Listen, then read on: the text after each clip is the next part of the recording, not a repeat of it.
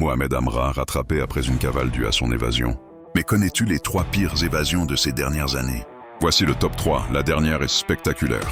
Numéro 3, Redouane Faïd, braqueur multirécidiviste, s'évade en 2018 de la prison de Réau. Un hélicoptère se pose en pleine cour, piloté sous la menace d'un complice armé. 3 hommes en noir, équipés de fusils d'assaut, font exploser les portes avec une meuleuse thermique. En moins de 10 minutes, Faïd disparaît dans les airs. Il tiendra 3 mois en cavale avant d'être repris. Peine supplémentaire, 14 ans. Numéro 2, Stéphane Goetz, condamné pour tentative de meurtre.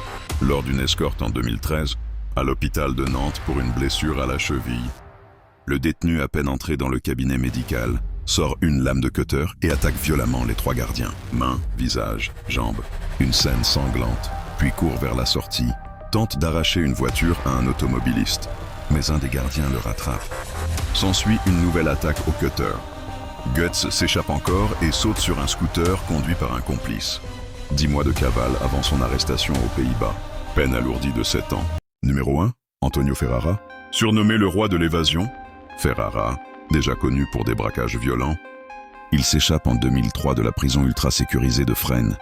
En pleine nuit, un commando surarmé débarque, lance-roquettes et kalachnikov à la main. Il mitraille les miradors, font sauter les portes avec des explosifs, s'engouffre dans une voiture et disparaît. 4 mois de liberté avant son arrestation. Verdict, 17 ans de plus. 3 évasions spectaculaires, 3 traques implacables. Penses-tu que Amra va tenter de s'évader à nouveau et quelle peine de prison supplémentaire va-t-il prendre? Dis-moi en commentaire.